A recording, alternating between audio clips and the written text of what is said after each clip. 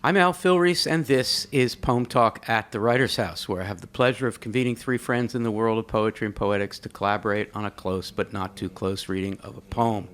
We'll talk, maybe even disagree a bit, and perhaps open up the verse to a few new possibilities, and we hope gain for a poem that interests us some new readers and listeners. And I say listeners, because PoemTalk poems are available in recordings made by the poets themselves as part of our Pen Sound archive, writing.upenn.edu/Pen Sound. Today, I'm joined here in Philadelphia at the Kelly Writers House in our Arts Cafe by Amber Rose Johnson, poet, critic, scholar, hailing from her beloved Providence, Rhode Island. Just to be clear, Providence, Rhode Island, but currently a Philadelphian doctoral student in English and Africana Studies here at Penn, whose work explores the intersections between experimental poetics, performance, and critical theory throughout the Black diaspora, whose editorial projects include the exhibition catalog for Colored People Time at the Institute of Contemporary Art, ICA, here in Philadelphia, and the catalog for Great Force at the Institute of Contemporary Art in Richmond, and whose writing has been featured in BOM and elsewhere, and who I'm so delighted to say co-teaches with me the open online course called ModPo. And by Yolanda Wisher, the Philadelphia-based poet, singer, educator, and curator, who is author of, among other works, Monk Eats an Afro, who in 2016-17 served as the third poet laureate of Philadelphia, yay, winner of the Leeway Foundation's Transformation Award for her commitment to social change, who performs a mix of poetry and song with her band, the Afro Eaters, and at Philadelphia Contemporary has been curator of spoken word and producer of the podcast Love John's, a mixtape. And by Daniel Bergmann, a student of literature, art history, and other subjects, who has earned a degree at Harvard University, where he gave a commencement address and was featured on CBS Sunday Morning, who has served as a community TA in the open online course on modern and contemporary poetry called ModPo, and who believes, as he has said often, that forming interpretive communities of learners is, to use his phrase, not impossible. The voice you will hear today, speaking Dan's words, or some of Dan's words, belongs to the filmmaker Michael Bergmann, who is sitting nearby now with a letterboard onto which Dan will spell his thoughts. Amber Rose Johnson, it's good to see you. Good to see you, Are Al. we, on a scale 1 to 10, excitement about talking about this work that I haven't even mentioned yet? 10. 10, really? Fantastic. Yolanda, always good to see you. You too. You're very busy. Yes. So can you say one thing in that busy thing, that set of projects, one thing that you want everybody to know that you're doing right now, project? I'm working on this awesome project called Consensus with Trapita Mason, and it is involving surveying Black women poets in Philadelphia, gathering them and memorializing them. Wow. And Trapita, it should be said, as of the moment we're recording this, but not for too much longer, is the current poet laureate and a really great person. Dan Bergmann, welcome back to the Writers' House. Do you have any idea how many times you've been here, Dan? No, but every one was important. You're so sweet. And it's great to talk about this poem in this company. Thanks, Dan. It's great to have you guys back. Well, today we four have gathered here to talk about a poem performance piece by Jayne Cortez entitled She Got, He Got. It was performed live at the Sanctuary for Independent Media in Troy, New York on October 23rd, 2010. Backing Cortez on drums is Donardo Coleman. Here for our podcast, we'll be listening to the audio of the performance on a show page at Jacket 2 Magazine, where we post on PoemTalk. We will post a video recording, which is also available on YouTube. So here now is Jayne Cortez performing She Got, He Got. She got hot, got happy, got hot, got thrilled, got hot, got degreed, got hot, got silly, got hot, got possessive, got hot, got disappointed, got hot, got hurt, got hot, got nurtured, got hot, got bitter, got hot, got drunk, got hot, got drugged, got hot, got bastard, got hot, got pregnant, got hot, got rejected, got hot, got indifferent, got hot, got lost, got hot, got born again, got hot again, got political again, got hot again, got academically ambitious again, got hot again. She got hot, hot, hot, hot, hot again. Got to be a hot skeleton in the latest hot fashion. Got to be a hot feminist turning into a hot cultural investigative gadfly. Got hot, got hot. She got hot, she got hot. She got hot and got like a hot exile flying into alcoholic tantrums on hot buses. Got hot, got hot, got hot. She got hot, she got sad, she got hot, she got crazy, she got hot, she got athletic, she got hot, she got impatient, she got hot, she got used, she got hot without sweat, she got hot without heat, she got hot like a hot young volcano, got hot, got hot. Got hot like a hot old bubbling crater. Got hot. She got hot and got to screaming, rescue me. She got hot and got to shouting, open the door, Richard. She got hot, hot, hot. She got hot, hot, hot.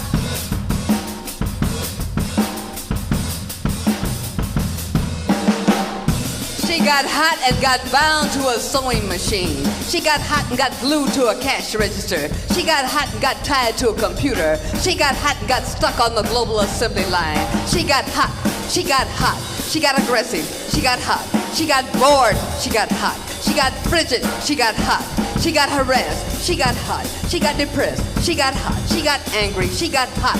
She got hot and so much alone and hot and so inwardly focused and hot and numb and hot and raw and hot and so unprepared to be so hot and so limited and hot and so dominated by the thought of being so hot, all because a certain person didn't say, I will love you forever, baby. Don't be so hot. She got hot, hot, hot.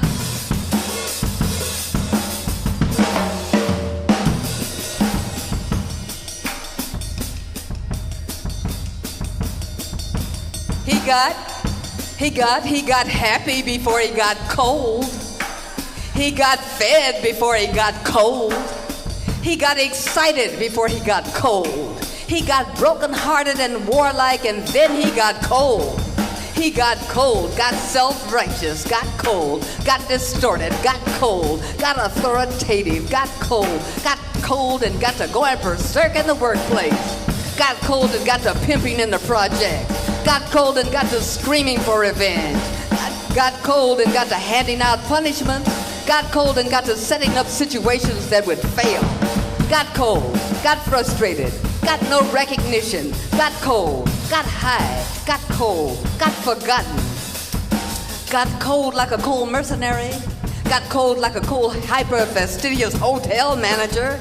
Got cold like a cold militarized supervisor of clerks. He got cold like a cold political hustler in the street. Got cold like a cold over-the-hill CIA agent.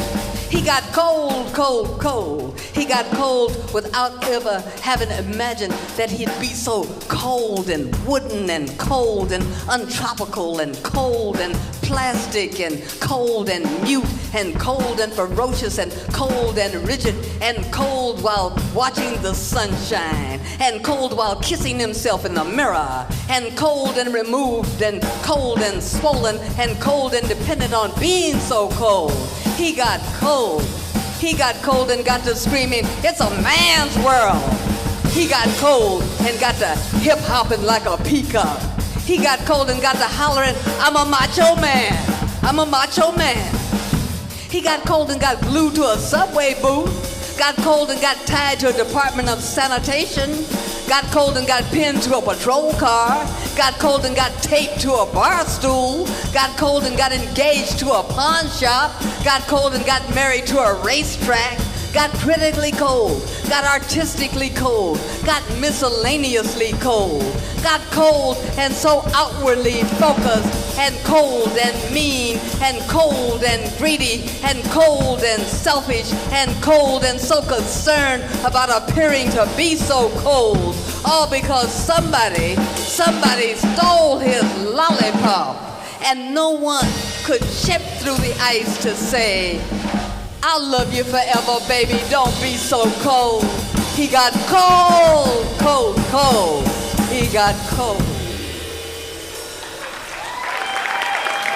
Thank you so much for coming out tonight. Bernardo Coleman.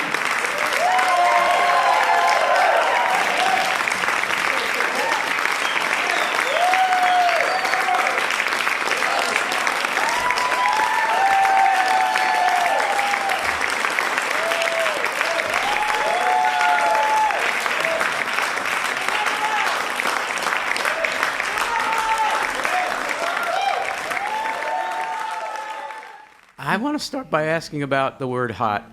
This is an amazing performance because it creates so much variability, like all great poems or all great performances. So I just want all of us to think about the variable synonyms for hot. What are some things that hot is here? Amber Rose first. Hot. What's it mean? Motivated. Motivated. Yolanda? Sexy. Sexy. I mean, clearly. Dan, what's the synonym for hot here?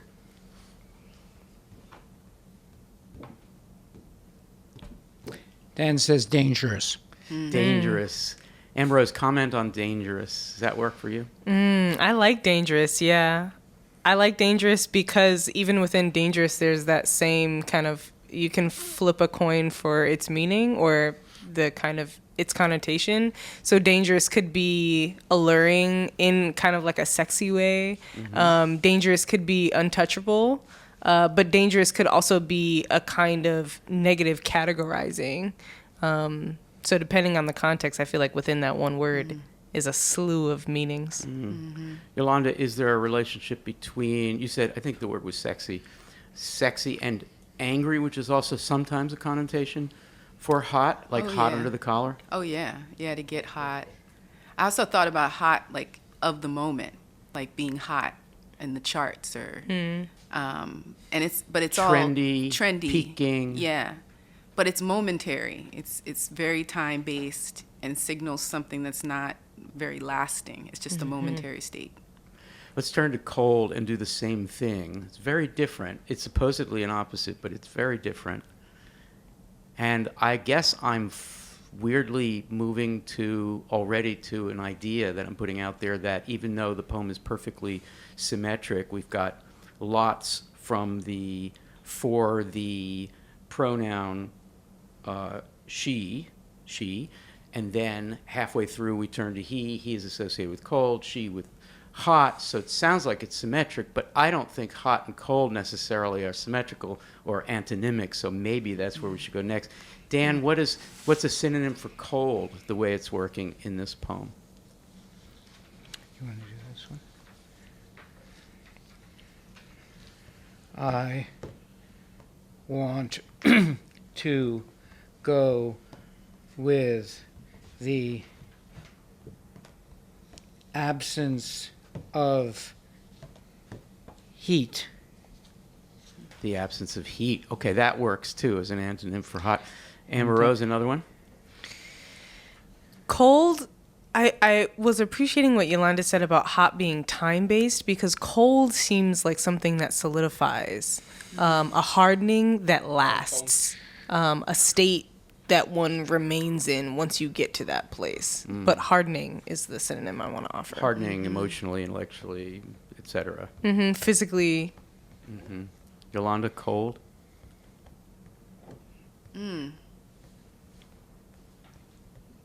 I guess that word that she used earlier, frigid, emotionless, distant. So Mute is another really good one. yeah, can you that she find the uses. context for that anywhere? Cold and wooden, cold and untropical, cold and plastic, cold and mute, cold and ferocious, cold and rigid. I think Got- untropical is really funny. That's perfect. Yeah, except it gets complicated, people. So maybe all three of you can respond to this one, starting with Yolanda. Got cold and got pinned to a patrol car.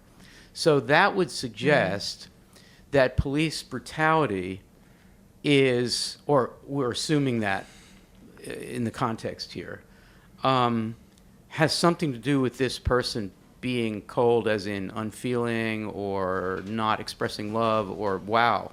What do we do with that? You know, I started thinking about the relationship between hot and cold, and sometimes you're hot, sometimes you're cold. It's kind of the roll of the dice. Bad luck. Yeah.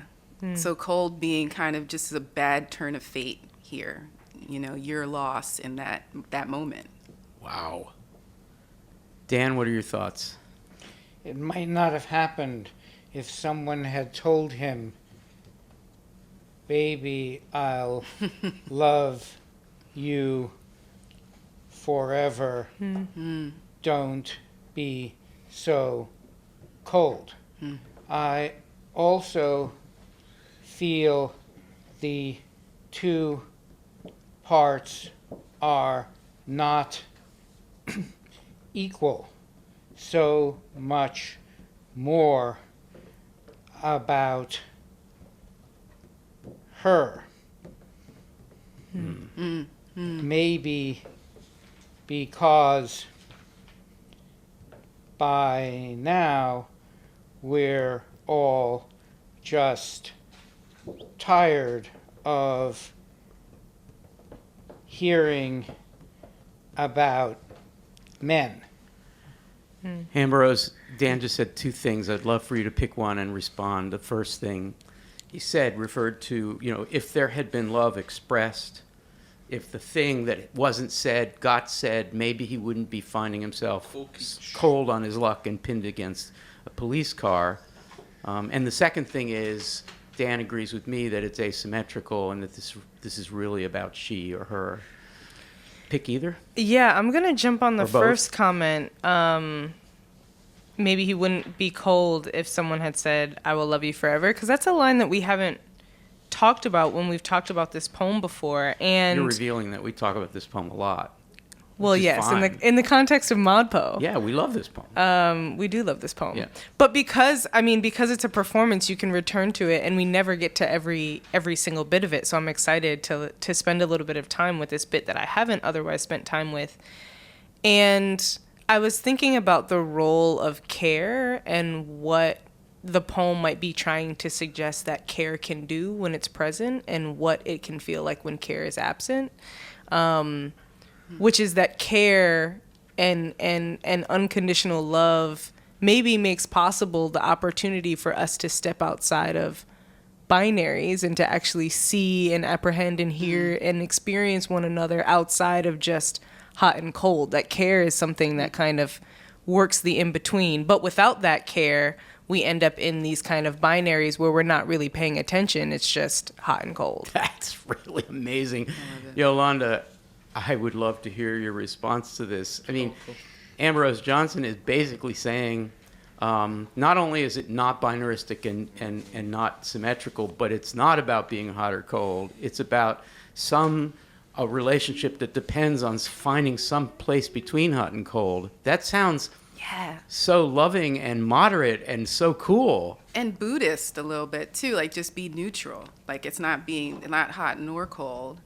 And that those moments of if somebody had or if only are moments that disrupt the kind of cruel balance of fate, right? I think they're different too. The one with the she is if only somebody had said, I will love you forever, baby. The other one, the he is, if only somebody hadn't stole his lollipop or something like that. And I kind of saw them as both moments of trauma that disrupt life or set you on a different course, and introduce that if only or if. Dan, we seem to be in a mode where you put out an idea and we respond. I love this, so let's do it again. Dan, what else? What are your other thoughts here? I think it's important, says Dan, that the two sections follow each other and they don't alternate. But I think when we look back on it, we tend to think about it as if the two histories were interwoven. Cortez has done a wonderful job of presenting them separately, with his cold history contextualized by our hot one. But our narrative drive is so strong that we put them together, at least I do. Does either of you do that too? So you're reading from a statement that Dan wrote before coming here today. That's right. Can you read the first two sentences again from that passage?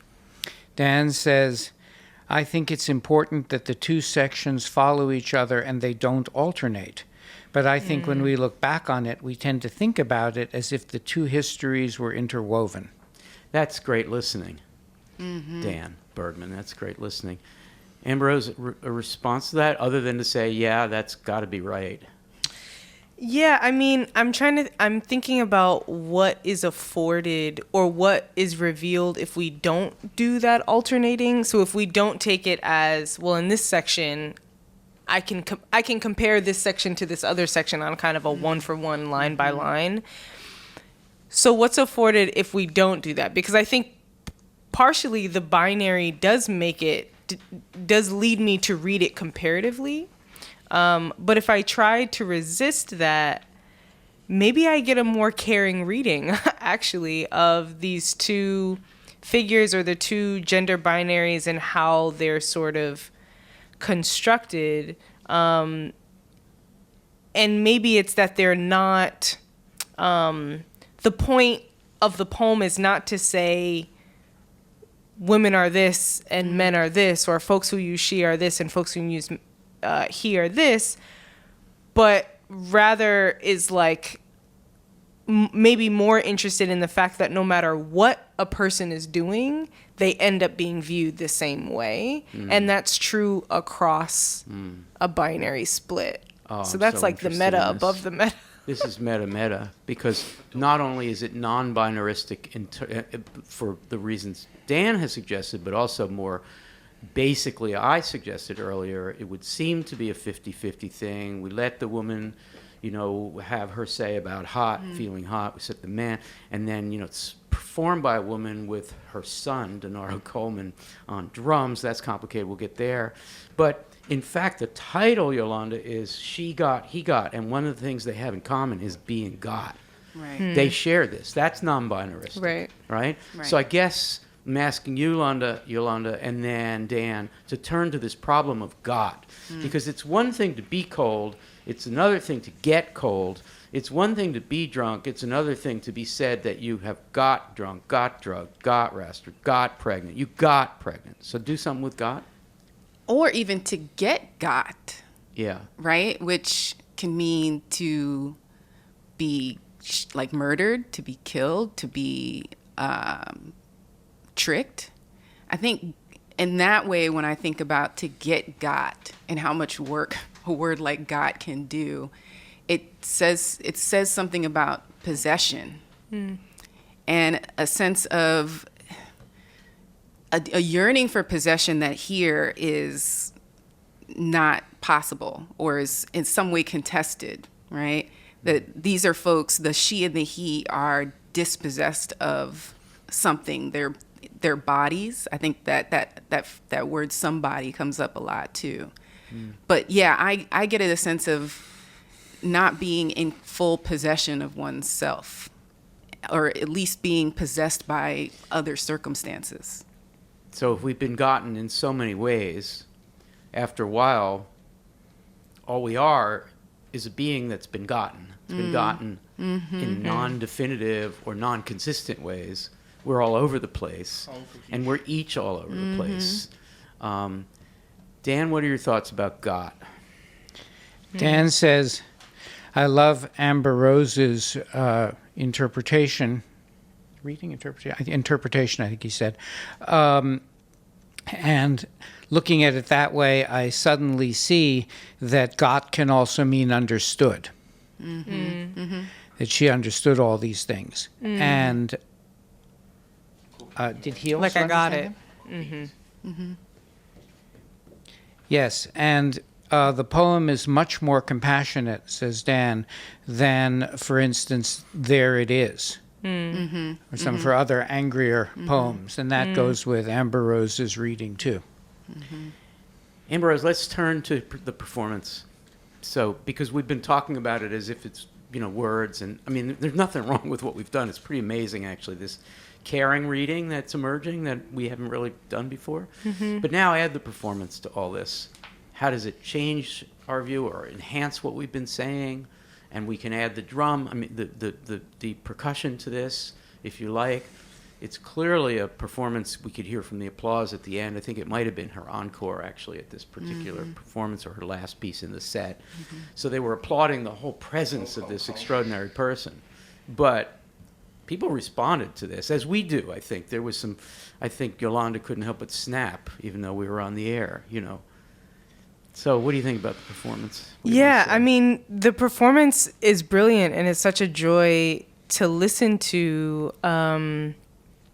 There's so much that Jayne Cortez does with her voice. There's so much sarcasm and so much play that's revealed. Something that I'm thinking about with the drums, actually, I was listening this time especially to the sort of the discordance. So she's not always kind of right on the beat. The drums are doing different things at various points, but at some points the drums are on like a really steady beat, and she's like just missing that beat, just behind it or just ahead of it. And it keeps you from just allowing it to be a groove that you can kind of snap to. There's always something that you're like, the rhythm's about to sort of switch up. And so even though, she doesn't allow it to be a sort of passive listening. You got to sort of stay active. I want to say one last thing, which is that, and maybe someone else will be interested in this, I was thinking with the sort of disruption with the rhythm about the disruption of causality that's happening in the writing. It's not, because of the repetition of got, the cause, like this happened because of this, it no longer really quite holds true. And so I see that happening in the rhythm, and in the same way that it's happening in the language. Yolanda, I'm going to try out an over-reading, and you tell me if it's too much. Okay. We have, and Amber Rose's point about the non-synchronicity of perhaps at times of the voice and drum. We have a drum that's not quite always in sync with what the speaker is saying. What the speaker is saying is that there's this he out there that's cold, and she is hot, and she's the performer, and we have a drummer who happens to be her son. So is it overreading to say that this is relevant, that there is a tension, percussive tension, and that is what's being enacted in the poem, and that is completely part of the meaning of the thing as a performance and as a poem? Overreading? Maybe a tad. I would say I wouldn't necessarily bind it to the meaning of the poem, the performance and the meaning. I think that there's something about the fact that the she is a she who's also speaking, and that the drummer does not have the voice. In fact, she's hot. She's hot on the mic is hot, right? She's hot on the mic. Another hot. Right? Hot mic. But I also think there's a tension between what Amber Rose was describing, the rhythmic tension. It felt also like almost a generational tension in terms of the kind of music. The beat that he was playing felt to me like he's playing a hip hop beat. Yes. That's very much 80s hip hop, and somebody could rhyme over that. But the way that Rakim would rhyme over that beat would be totally different. And Jayne Cortez is not rhyming, right? She's not doing that. But there's almost in some sense that the first half of that poem feels very much like hip hop. And I was sitting here and I was like, I'm getting the head nod. Something shifts though with the he. I feel, and I'd want to listen to it again and again to hear what that shift is, because it felt like we left hip hop and we went into a different kind of music by the end. So you're going with my reading enough to suggest generational difference, Yeah. musically and otherwise, and of course, since this is mother and son, there's an automatic generational difference. Whether there's a tension or not is none of our business ultimately. But you perform in front of a band, and there are people related to you in the band. So there is something personal about this, right? Yeah. This is a particularly amazing document. This Yep. video. You want to Yep. add to that? Yeah, because there's listening going on. I think it's the listening that happens anyway in a band. But I think, especially because my partner is in the band and he plays the bass, I'm hearing the notes that he's playing probably a little louder than most, and maybe he's also hearing my singing voice. There's another conversation going on There's between a us. conversation. That's a word that musicians use. Right. And there's the music conversation, but there's also an unspoken conversation of spirit, soul, energy that's going on too. And you see that in the video. That's what I was really taken by, was that moment at the end when she looks back at him and they give each other the look, and she's like, good job, you did, that was good. Does you did he, it right. I mean your partner, go cold in the performance, and what's the look then? Oh no, he's always hot in the performance. It's always a place of heat, honestly. I think Denaro Coleman here, and more overreading, then I want to turn to Dan, more overreading, but I just can't help but think of it. How could he be cold when he is the son of the performer, right? And the son of a free jazz legend. Yeah. And it's really hot, and he is sweating. So That too. he's hot. He's not cold. putting work in. Yeah. Yeah. Yeah. No, right. you see the labor of the performance. That's something I noted too. Right from the beginning, you see that this is the end of the set. Right? He's already put in a good maybe 30 minutes behind. Yeah. And there's a way in which he's hotter than her in that respect. Yeah. Just physically, she looks much more tame and calm at Yeah. that moment at Yeah. the end of the session. Yeah. Dan, one of the great pleasures of having you here is that for most people, if they want to say something, it's in their head and I have to intuit. But for you, I know when you want to say something in advance, so you've got a lot on your mind. Michael, what are some of the things that Daniel is saying? Well, Dan says that he thinks the music is really important in terms of the way she serves up this difficult material. And he created a very short text-to-speech file for you about that. Okay, yeah, we'd love to hear If it's that. okay to play it. Oh, yes, it is. See what happens. First of all, she uses rhythm to contain her rage. And she uses music to give her audience permission to enjoy her rage. To feel empowered by her rage. To feel empowered within her rage. To feel happy because of her rage. To feel safe within her rage. To feel relieved by virtue of her rage. Hey. Oh, man. Damn. You're killing Wow. us. Oh, Okay, I I want to invite Amber Rose and Yolanda to respond to Dan's intervention there about rage. Just to uplift the rage in Jayne Cortez's poetry and not to demonize it, to make it something that's strange and shouldn't be there, but is a thing of beauty and purpose. I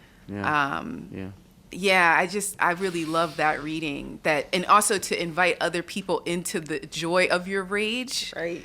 that edge of joy that rage can have. Yeah, I think that's powerful. that's amazing. Before we turn to Amber Rose, Dan is spelling something else. No, that's okay. No? Okay. Amber Rose, what do you think about all that? Yeah, I love that, and I love Dan's use of the word rage, because rage is so often read as like uncontrollable, outlandish, totally, and I think Jayne Cortez is expressing rage, and I hadn't even read rage into this, but as soon as it was said, it's like, rage over the conditions, right? Rage over this binary even existing. Why else would she be writing this poem? Why else would she have her son sweating on these drums if not to express this rage? But the idea that the rhythm is a container, that the rhythm makes it possible to engage with, makes it possible to find pleasure in, makes it possible to experience this rage as something that's informative, that's enjoyable, that's pleasurable, that's like really, really rich and complicated, and something that makes other things possible is, stellar reading. We are talking about art or art form, music form, but form that contains, but not contains in the sense of delimits or prevents. Contains meaning makes possible. Yeah, becomes a That's what vehicle Dan's for. reading there. Yeah. Right. So rage is not beyond form, breaking out of form. This is a formal piece. Yeah, Yolanda, you perform. Let's turn to you as a performer. This is something, in what sense is this a model for you and others to do this thing, this containing of rage so that it's art and not just rage? Well, there's some way in which you always want to get free on stage. You want to get loose. You want to get beyond your body and whatever the constraints of your life are in that moment. You want to get past that. And I think in some ways, what I see in this poem is a way to get free, a way to imbue one phrase with the kind of power that can kind of cast a spell. Yeah. And that's the model for me, is that just the power of her voice, without kind of there's no trickery here with rhyme. There's some wordplay, but there's a way in which you're invited. She's getting free. This is almost an exorcism, a loosening or a releasing. But then there's also an invitation in to experience that, which makes that audience reaction in just that little bit of camera angle on how folks are like, yeah, there's like some woman who's like, I'm not sure it just happened to me right here, but I like it, Yeah. Dan, I want to ask you a somewhat personal question. I'm sure you've said something really important, and maybe Michael will convey that to us, but it's a somewhat personal question. When we talked about this piece for a Poem Talk, you volunteered instantly to come to this. Maybe because you'd love to be on Poem Talk, period. And the last time you were here, we did a Poem Talk on Larry Eigner. And Eigner had severe limitations. He could only use one finger of one hand to type. And here you are talking about rage in containment and rage in art. I mean, you have described your own emergence from the darkness of not being able to communicate, starting with your parents showing you some of the great art, sculpture and painting and so forth. I would love to hear your thoughts on your personal relationship to this idea of rage being contained and expressing itself. Well, first of all, I can't speak usefully, but I live in sound. And I loved listening to this performance. Also, it's oddly comforting. Please forgive me for saying this, that people who can talk get into trouble too. Oh, you're great, Dan. I'd like to invite Amber Rose and Yolanda to respond to what Dan just said, if you want to. Thank you, Dan. Yeah, I exist. Is it exist? I exist in sound, or I live in sound? Dan said I live in sound. Yeah, I live in sound.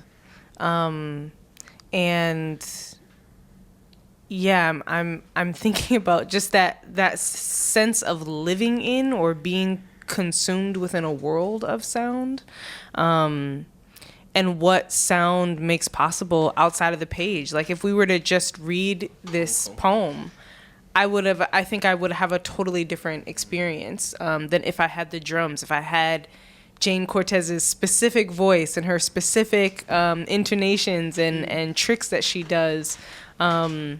So I'm in response, I'm just thinking about what a gift it is to live in the sound of this poem. A gift, yeah, totally. Yolanda? Yeah, living in sound for me reminded me of the Ntozake poem, I Live in Music. And, something about like here on C Sharp Street, just that ability to translate, the ability Jayne Cortez has to translate sound and repetition into meaning, I think is incredibly powerful. Yeah. Dan? Dan says, I would love to hear the two of you perform it. You'd perform it completely differently, but it would be amazing. Oh, that'd be fun. I think we better schedule that. We better put that on the, Right. put that on the calendar. Yeah. Well, we all could spend more time talking about this piece, but what I'd like to do somewhat arbitrarily is ask each of you for a final thought. Something that you came here today wanting to say but haven't had a chance to yet. So everybody's looking down. So Ambrose? Yeah, I'll take it. Okay. You're so game. Yeah, I mean, I don't know that I actually have a profound final thought. But I guess I'm still meditating on care. And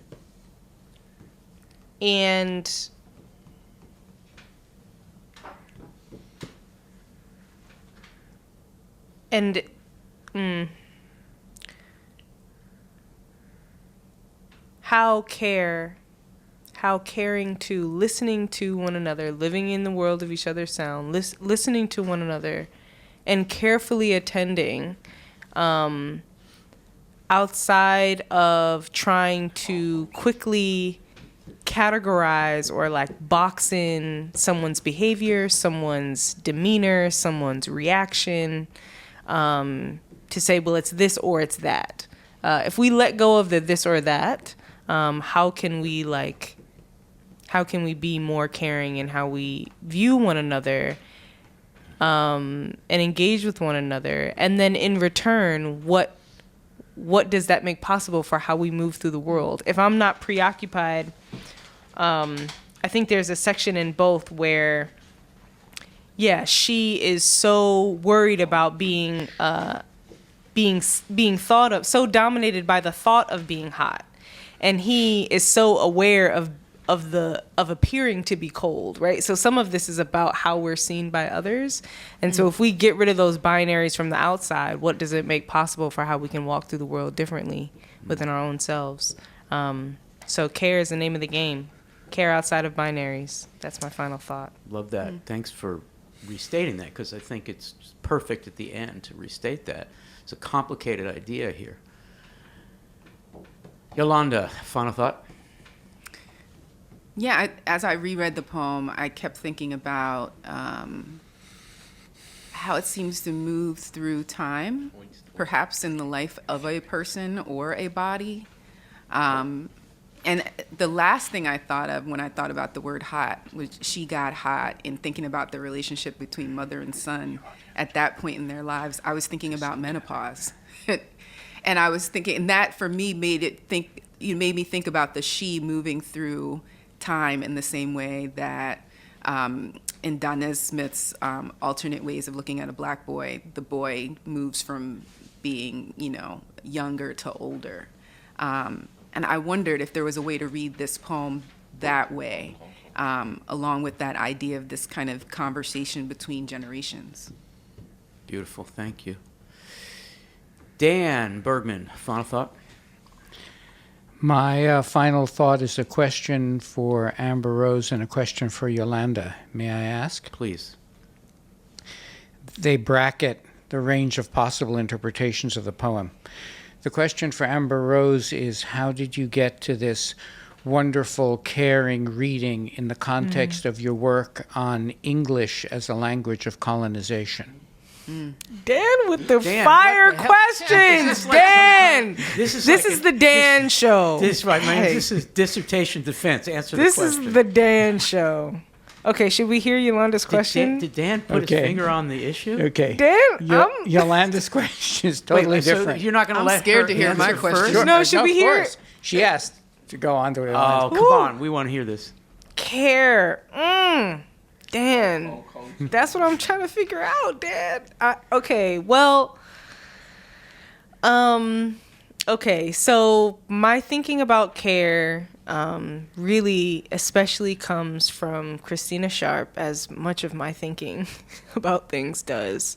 But Christina, who writes about ordinary notes of care, and I'm thinking especially about her text In the Wake on Blackness and Being.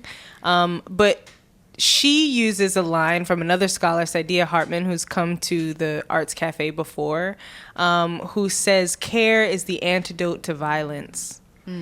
And Christina meditates a lot on what ordinary acts of care can do. Not necessarily the most extravagant thing, but just care as listening, care as paying attention when someone is changing, when something is happening in someone's world, to just pay attention. And she helps me think about care as something that brings forth radical possibilities.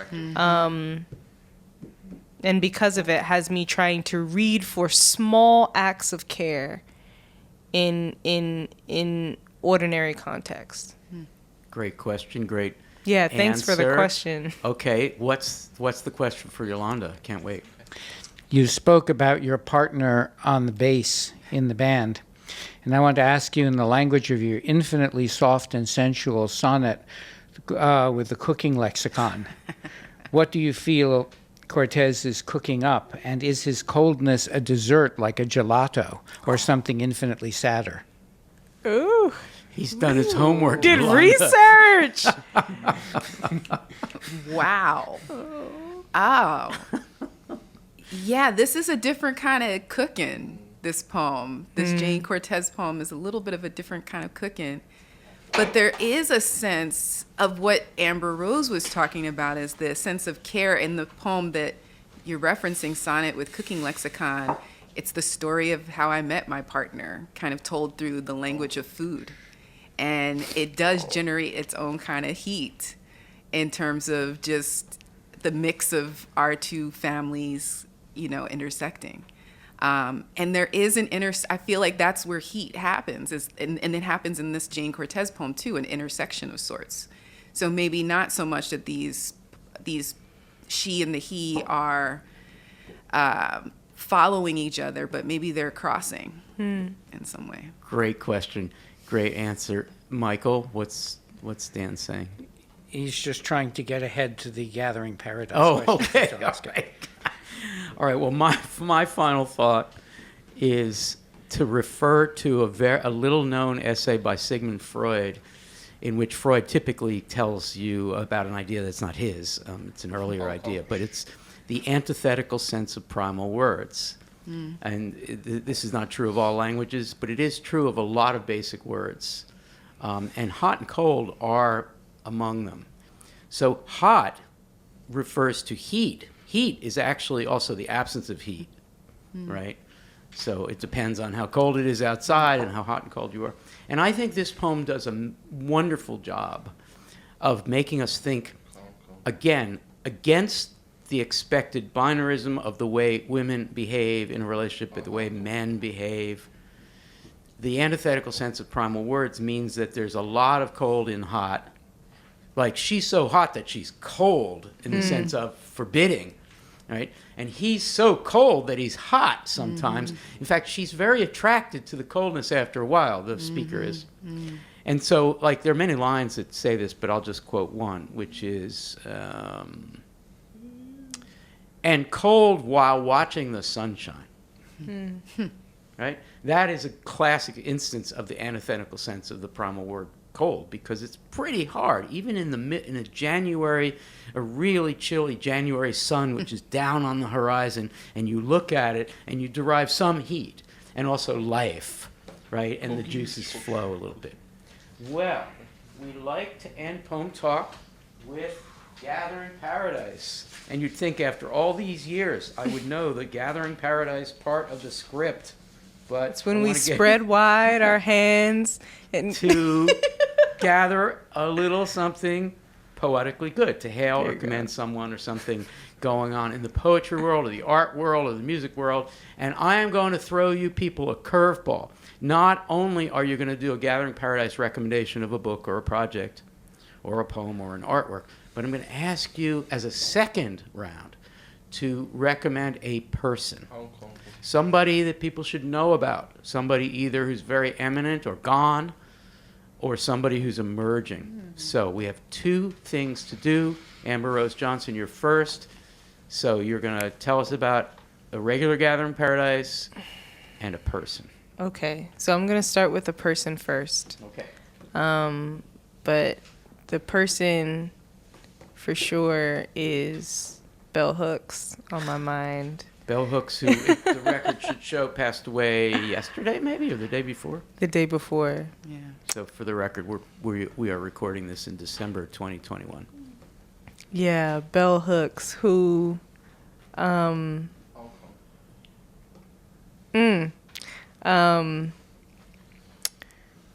who has taught me especially a lot about love and a lot about care and a lot about binaries and their dangers, and a lot about how to be hot, and how to wield cold.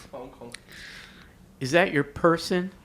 That's my person, my book, everything Okay. she's read. Okay, Okay. all about love especially, but Okay, that's good. my person. So you did a work and a person. Yeah. Perfect. Okay, Yolanda Wisher. I know I recommendation? swiped that from Yolanda. No, that's You a can good you one. can second that and say Bell Hooks. I'm going to second it anyway and still throw another person up in here. But I guess my person would be V. Shane Frederick.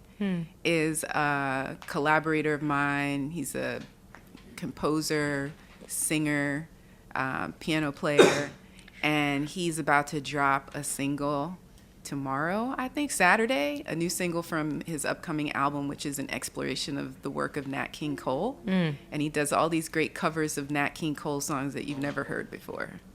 So he's the person that I've been thinking about. And the project would be something I'm going to start working on over the winter break, doing some research on Frances Ellen Watkins Harper. And I'm doing a project with Ruth Naomi Floyd and Diane Monroe, the violinist, and we're creating a piece about the life of Frances Ellen Watkins Harper called The Frances Suite.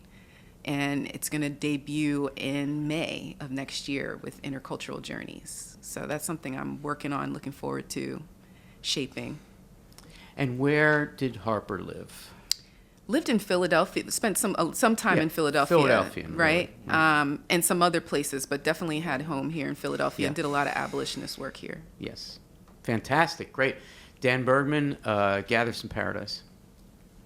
I have recently discovered a book by my grandfather, Martin Bergmann, called The Unconscious in Shakespeare's Plays, which I thoroughly recommend. Wait, Dan's grandfather was a Shakespearean? Among other things.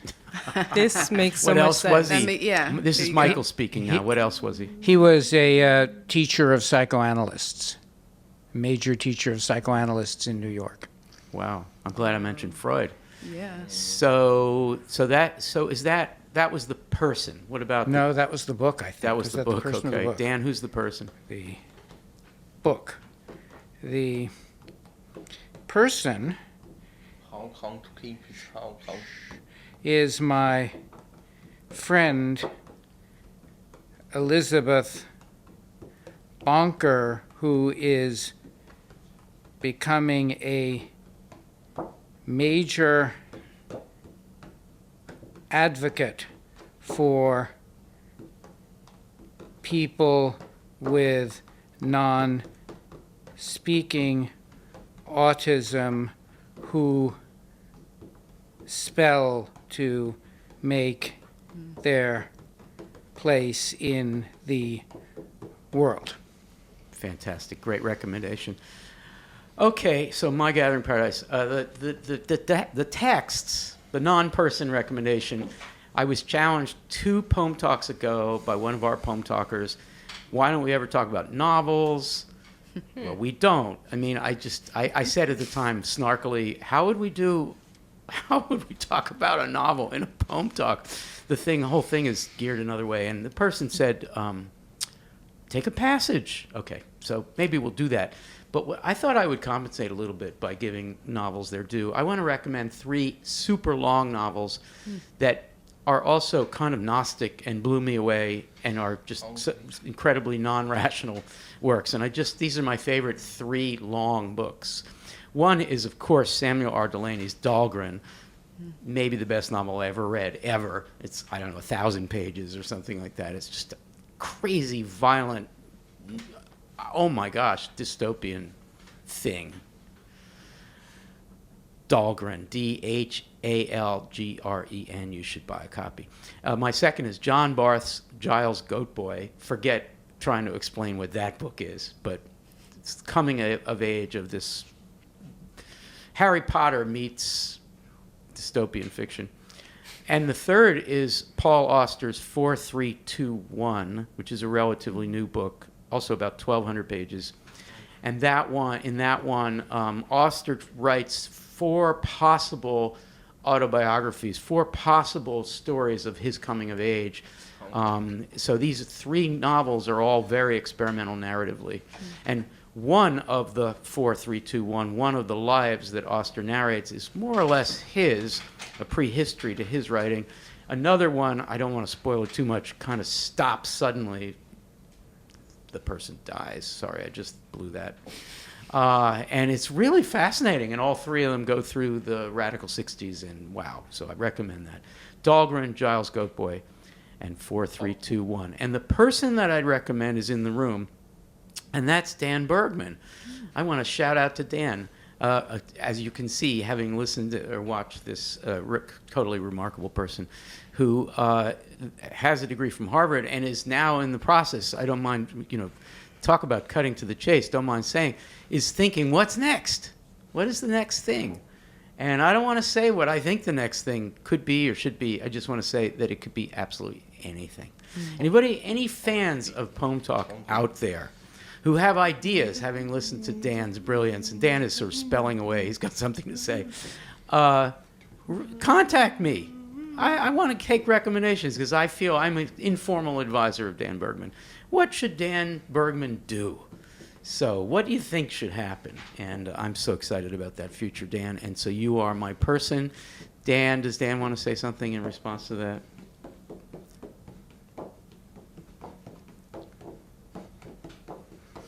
Dan says, I learned all this from keeping the right company, so I hope I can stay in touch with these 2 poets.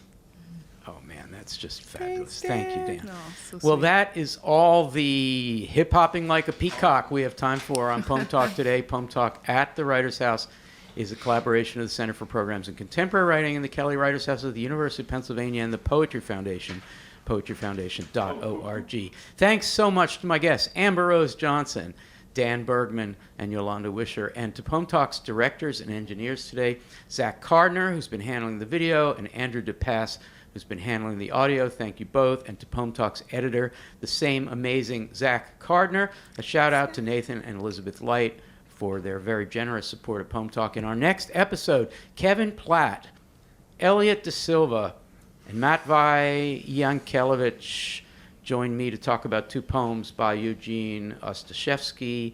This is Al Filreis, and I hope you'll join us for that or another episode of Poem Talk.